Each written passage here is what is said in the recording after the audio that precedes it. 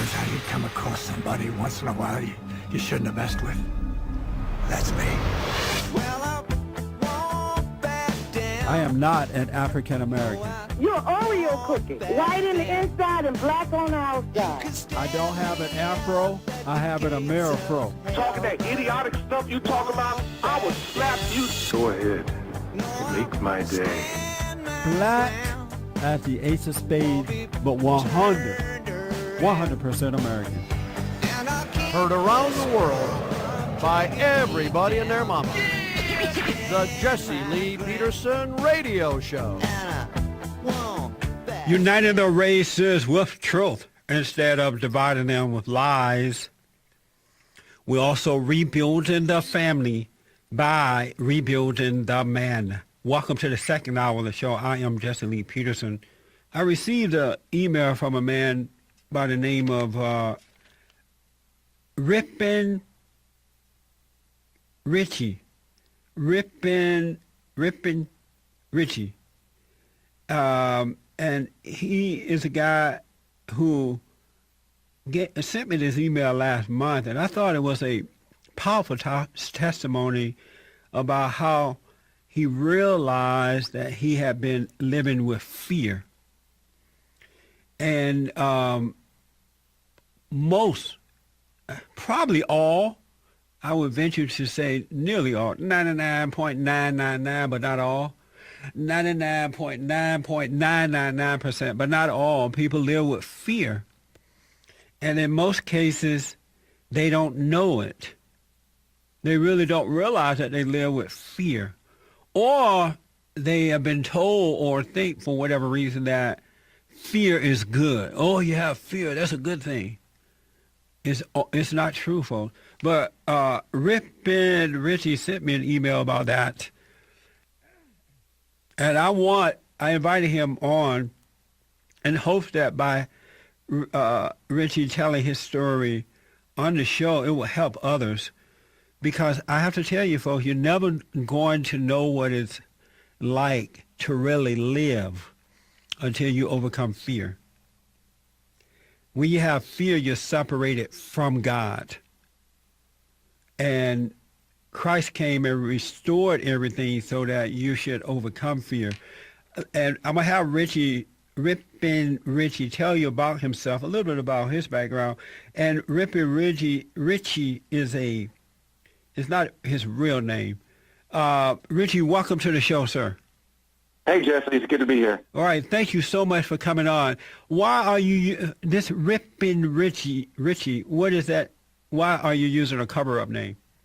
Well, I'm a musician and a dancer, and I used to be a DJ and did a little bit of talk radio on a real small station up in Binghamton, New York. So I kind of went with that because it's a little bit more interesting than Richard Williams. Oh, okay. And so that's your stage name. It is. It actually originated. I don't know if you remember the Barnes and Noble's incidents that were like 1997, I believe. They had, which what appeared to me to be like child pornography, and they called it art.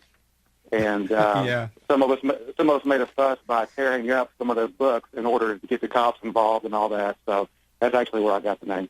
Oh, okay. Well, I understand it. Let me ask, are you a Christian? I've been praising white Jesus for like 35 years now, or at least I thought I was. You say white Jesus? That's an Uncle Ruckus reference for you. Oh, okay. Praise white Jesus. Man, he's quick. Who was that? That was right on it. That's my audio engineer, Andre. Give him a raise. He's the best on this side of heaven. Wow. Yeah. I want to get into, we need to take a quick break here. It's coming up already.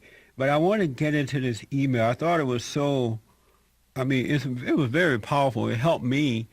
And I'm hoping today that by people hearing your testimony, that it will help you and, help them. And primarily because I know, and I've been counseling with folks for the last 23 years, and I give speeches or talks around the country, and I hear the fear, the conflict in the lives of most Americans. White people are afraid of being called racist. That's holding them back, besides other fears that they have. And when I come back, Rippin Richie, we'll get into your story. Back in a moment, folks. Full of Jesus. I wish that I could be more like you. I'm hard to love, oh, I don't make it easy. Got to thank Mama for the cooking, Daddy for the whooping, the devil for the trouble that I get into. I got to give credit where credit is due. I thank the bank for the money, thank God for you. Okay, welcome back. I got a very interesting email about fear from Rippin Richie, and he's out of South Carolina. I wanted to share this with you folks because if I could get you to overcome fear, then the rest would be easy. Richie, again, I appreciate you being here.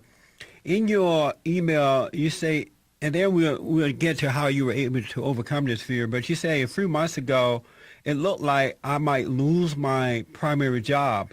I was immediately gripped with fear. Explain that to us.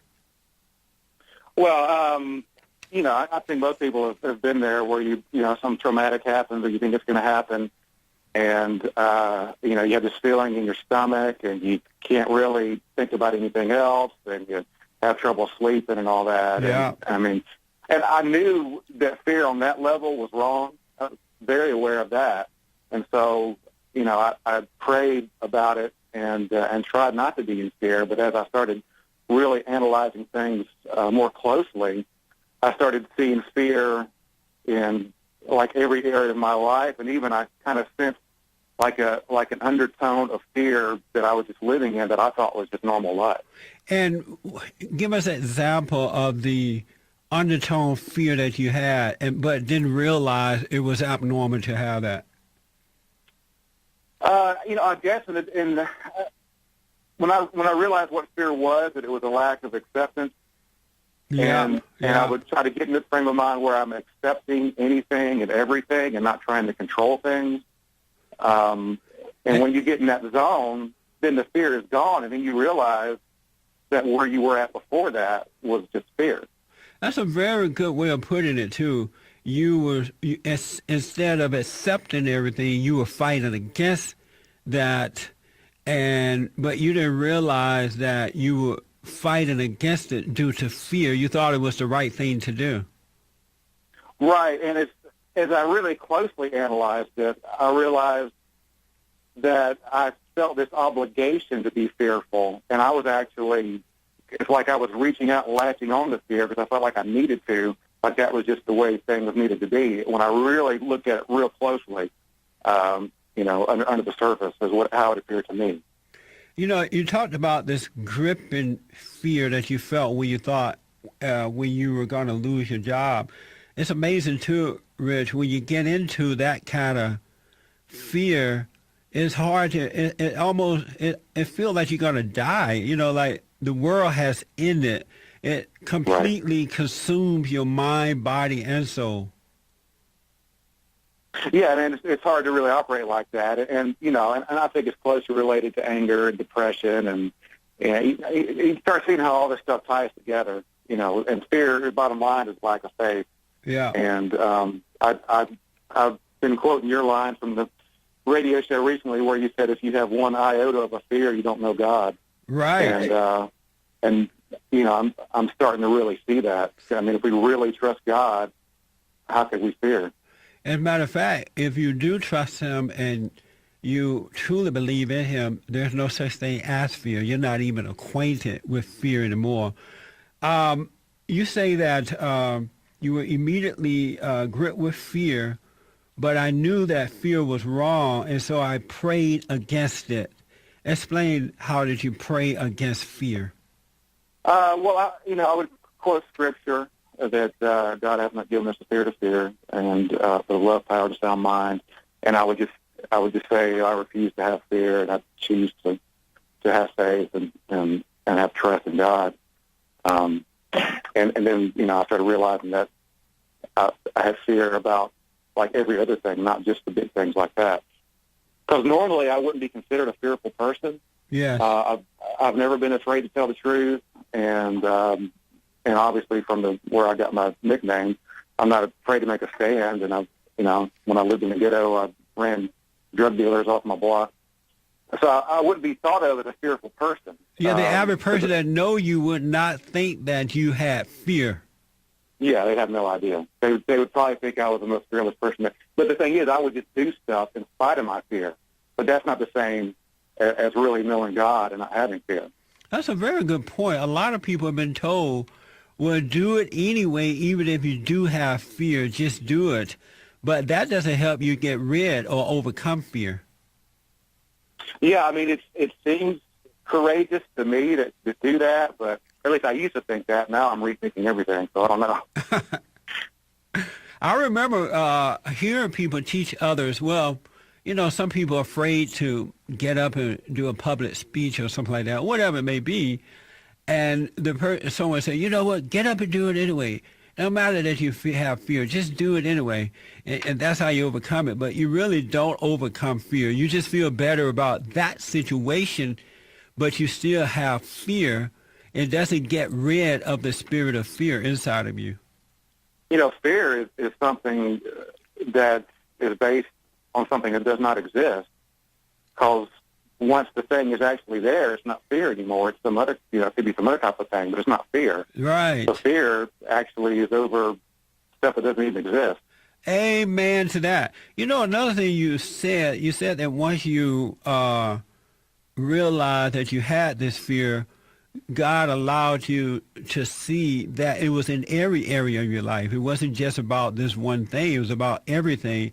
And I like the way that truth, once you enter into the kingdom of truth, how it starts to reveal everything to you, and how fear or whatever it is was holding you back in every area of life, because otherwise you don't see the fullness of fear until you enter into that kingdom. Right. I can see fear in larger areas, but not in the smaller areas, like being fearful about driving in traffic or about performing some difficult task. I remember one day when my wife and I were planning on doing some pretty intense exercising, and it was between work and that, and we were kind of chilled out, taking it easy, and I thought, oh man, we have to do exercise here pretty soon. And I had this sense of dread, and I realized that dread that I'm feeling is actually worse than the thing that I'm dreading. Yes. So it's pretty stupid to dread it.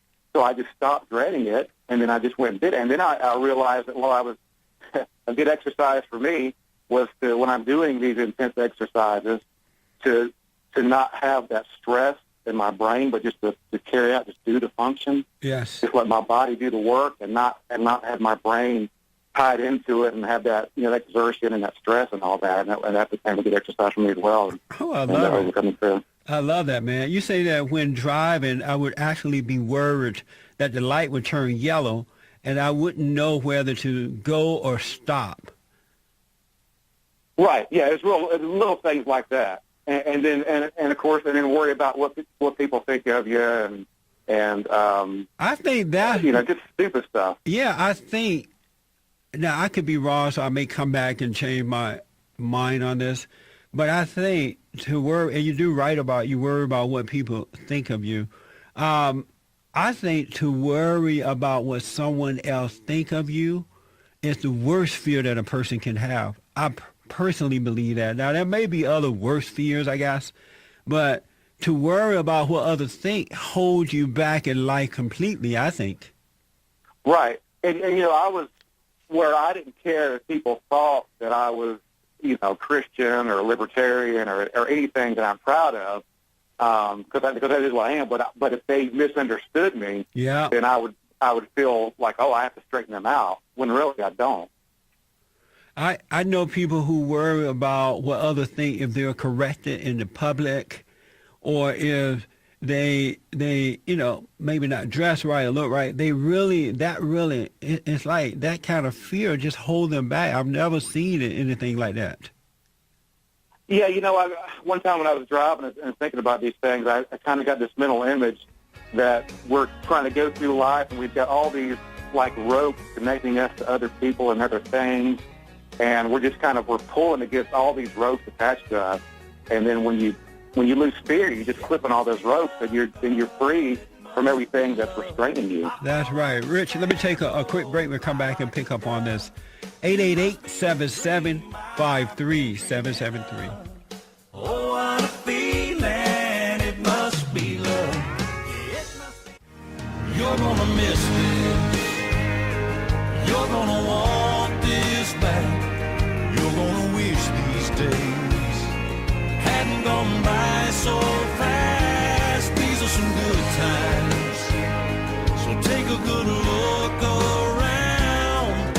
You may not know it now. Okay, welcome back. I am Jesse Lee Peterson. At the top of the third hour today, CBS Miami poll said that many people don't end up with their true love. Did you miss out on your true love? We're going to get into that. And this stuff that's happening in D.C. is just out of control. We'll have some great sound bites from that as well. But for now, we're talking about fear. I received an email from Rippin Richie, he calls himself. And he talked about fear and how he heard one of the shows here at least, and it made him or helped him to realize that fear was not normal. He says in his email, I thought it was just the way life is. I would physically feel stress in my stomach multiple times a day, but I thought that was normal. Richie, why did you think that was normal, feeling this stress in your stomach multiple times a day? What made you think that that was normal? Because that's all I knew, since I was a small child, I guess. And I think I got it from my parents, like everybody else does. Yeah. I think this whole debate over spanking is a false debate. The real debate is over whether it's discipline and anger or not. I mean, even before I had this revelation I've gotten recently, I was careful not to discipline my kids in anger. I spanked them, and they were fine. But the anger is the issue, and when we stress kids out, they learn in those formative years to react like that. If the mother or father kind of scowls at the kids and acts real stern and acts like everything's a big deal, I think that puts that in them.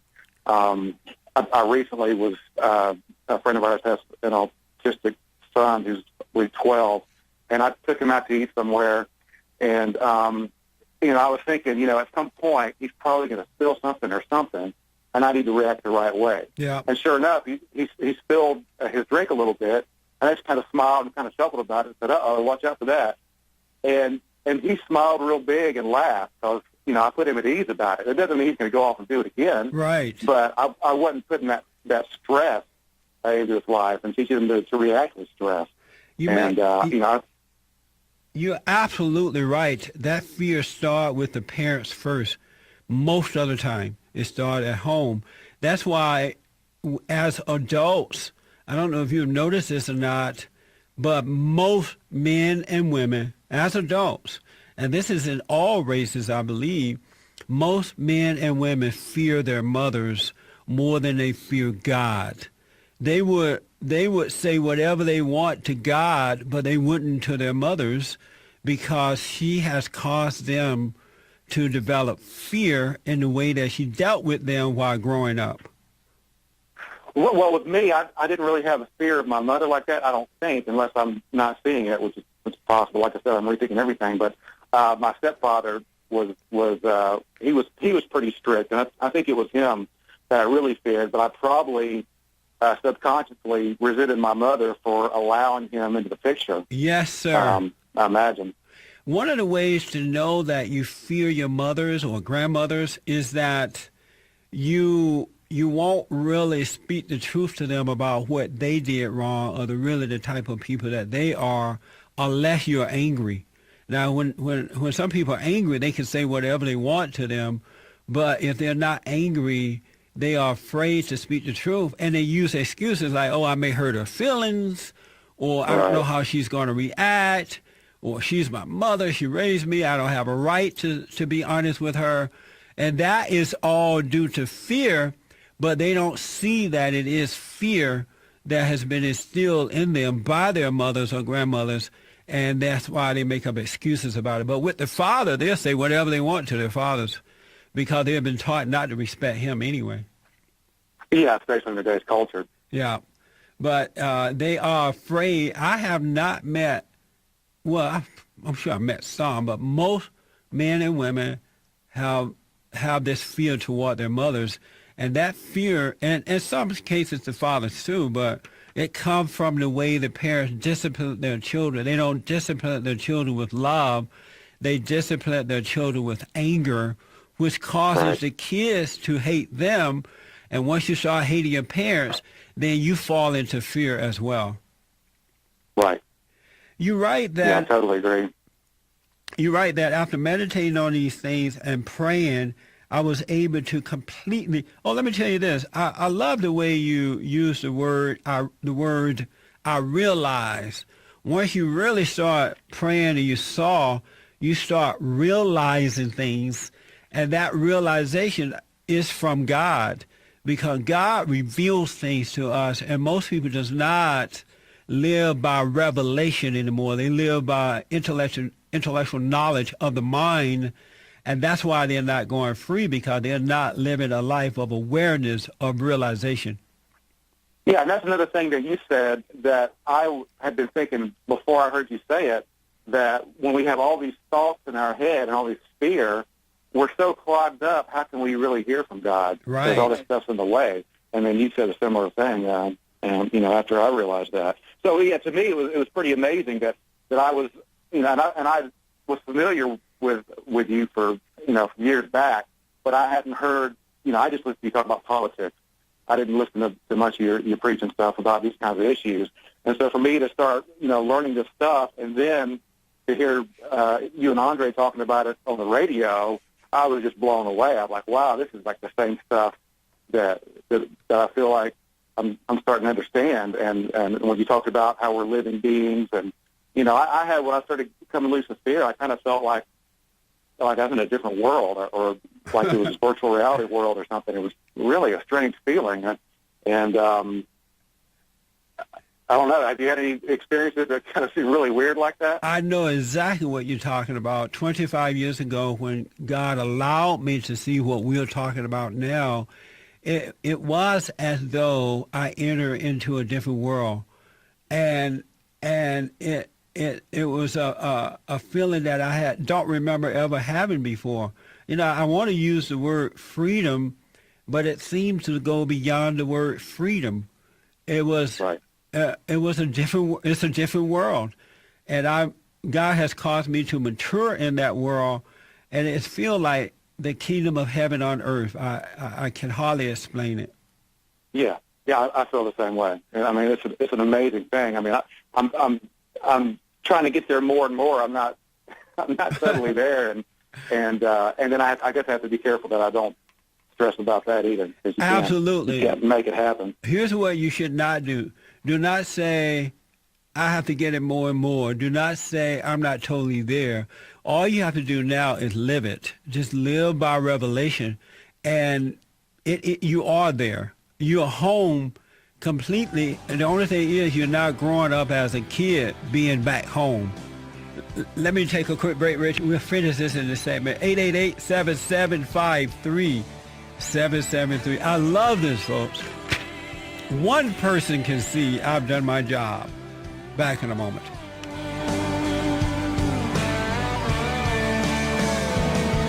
On the plains of Oklahoma. Funny how it's the little things in life that mean the most, not where you live, what you drive, or the price tag on your clothes. There's no dollar sign on a piece of mind, this I've come to know. So if you agree, have a drink with me, raise your glasses for a toast to a little bit of chicken fried. I remember, Rich, having fear, and when I was a teenager, I had difficulty speaking up. I would want to express myself, really say what was on my mind, and when I would try to say it, I would get the words would come up from my belly, but it would they would lock in my throat. I would get this lump in my throat, and I could not say what I really wanted to say. And if I finally got it out, it still didn't come out the way I wanted it to. But I no longer have that because God has taken that away from me. And I now know what it's like to live a life without fear. Folks want to know, I don't know, it's not a big deal, but are you a black guy or a white guy? I'm a white guy who's an excellent pop and lock dancer.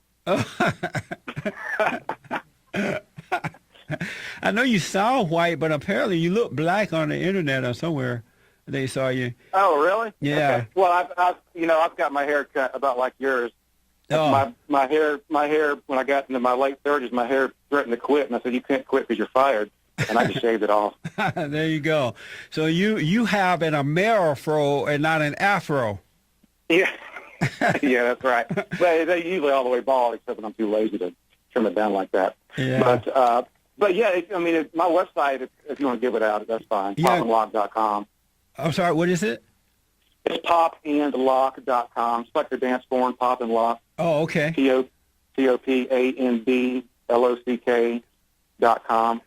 You say that after meditating on these things and praying, I was able to completely let go of all my fears on a few occasions. It was like stepping into another dimension. It gave me a peace beyond description. I felt like God was allowing me to see how I could live. I 100% understand that. I don't know if words can express what you are really saying. I think the words are very limited to what you're really saying about that. Right. It kind of to me seems like that movie, The Matrix. I don't know if you saw that movie, but they kind of realized that what they thought was real wasn't, and then they give them a different perspective on things. So it's kind of like that to me. But, yes. I got some things I do, and this is what I recommend for people. Correct me if I'm wrong, but to me, if I see everything that happens, if I think of it as just being a test, yes, to see how I respond, and then I of course try to respond the right way. It seems like a mind trick, but that is the way it is. I mean, this is a rigged game that we're in. Yeah. And God is in control, so really all we have to do is respond in a righteous manner to whatever happens. That's all we can do. I often say, especially in my Sunday morning services, that nothing that we see with our physical eyes is real. It's all an illusion, and that people are not going to be able to see reality until they can enter into this other dimension that you're talking about. That's where reality is. Reality is not what we think and see with our physical eyes or think in our mind. It's a whole setup. It's not even real. It's amazing how that is. Well, yeah, I agree. I mean, it's such a different way to look at the world. I was going to ask you if I could. Yes. How do you know when you're hearing from God? Because I have times where I feel real strongly that, I kind of get this. I even have like physical sensations, but I don't know. I could just be my brain doing stuff. How do you know? Realization. God's voice is a voiceless voice. There are no words to it. He causes you to realize things.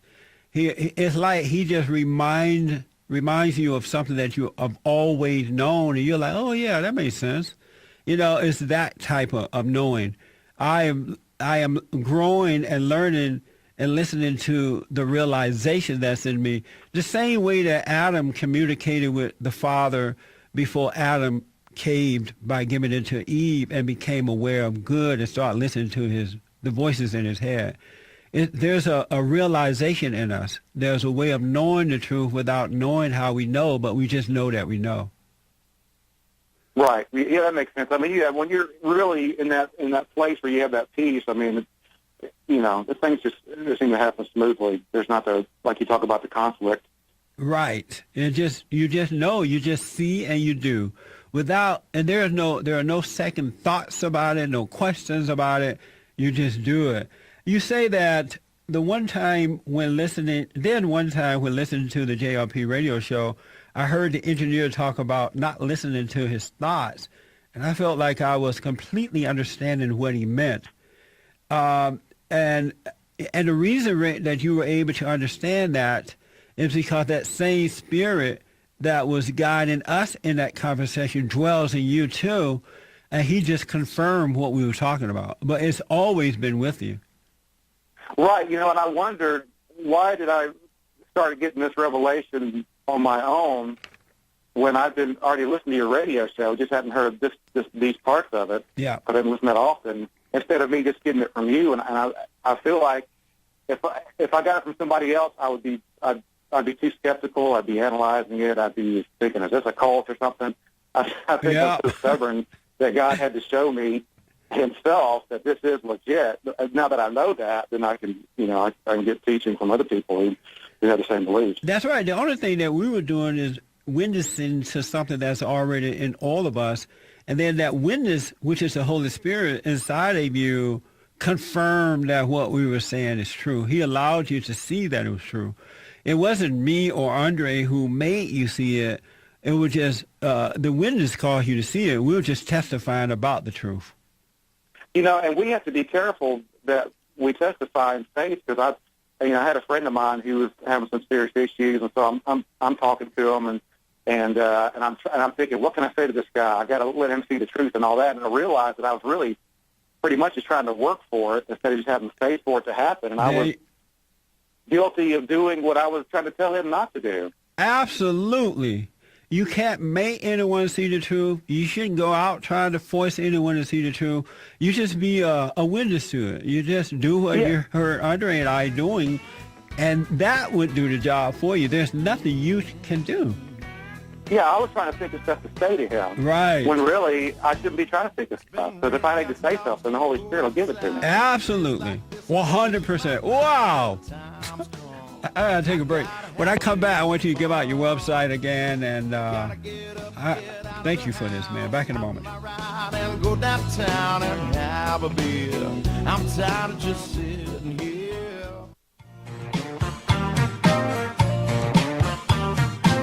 Down on the corner by the traffic light, everybody's looking as she goes by. They turn their heads and they watch her till she's gone. Okay, folks, we have some great sound bites coming up for you in the next hour concerning what's happening with our government and all kinds of stuff, folks. Talk about a battle between good and evil. So continue to listen live. If you're not getting all 3 hours by radio, go to bondinfo.org.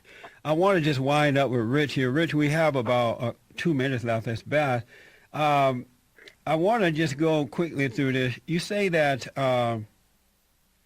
let's see here, I totally understood that it was kind of mind-blowing that these guys in California were getting the same revelation I was getting. You say, last week I signed up for the JLP 24/7.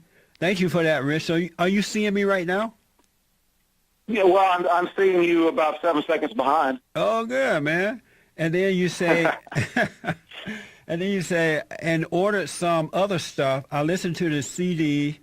I once was blind and was filled with joy when Jesse said, there is no you. That's an excellent talk I gave. I gave you that some years ago. Oh, yeah, I like that CD. Listened to it a couple times. I once was blind, but now I see. I highly recommend, folks, that you get that, too. You can go to bondinfo.org, bondinfo.org. Let's see here. There is no you. Do you now know that there is no you? I know it in my spirit. I can't fully grasp it. I did have one time I was thinking about, because I was driving through the area where I was born, but I haven't been back in a long time, Opelika, Alabama. And I was thinking, what if my mom had it with somebody else? Who would I be? Would I be half the same person, or half? And then I realized, well, that's when it kind of hit me. There's not really a me. Yeah. At least in my head. We are a living being, and people don't know that, and so that's why they don't allow themselves to live. I was thinking during the break, it's interesting how some people can hear the truth and don't get it, and they spend a lifetime suffering unnecessarily, where there are some people like you who just heard a simple conversation between Andre and I, and then you got it. That's just mind-blowing to me how easy it is for some and difficult for others. Well, you know, I mean, I've been reading the Bible and all that for like I said, 35 years, and just recently started really understanding it. You know what? This walking in the Spirit thing, it's a lot more literal than I previously understood. Yes. It really is. Yes, sir. Walking in the Spirit is real, but how you get there is a difficult thing for most people. Man, you got to forgive everybody and their mama. That's the first step. That's right, man. And you order 10 DVDs. I want to know, could I put, you say you want to be completely transformed. Can I put this up on my Bond website, this testimony? Oh, yeah, sure, absolutely. Okay, give out your website again, Rich.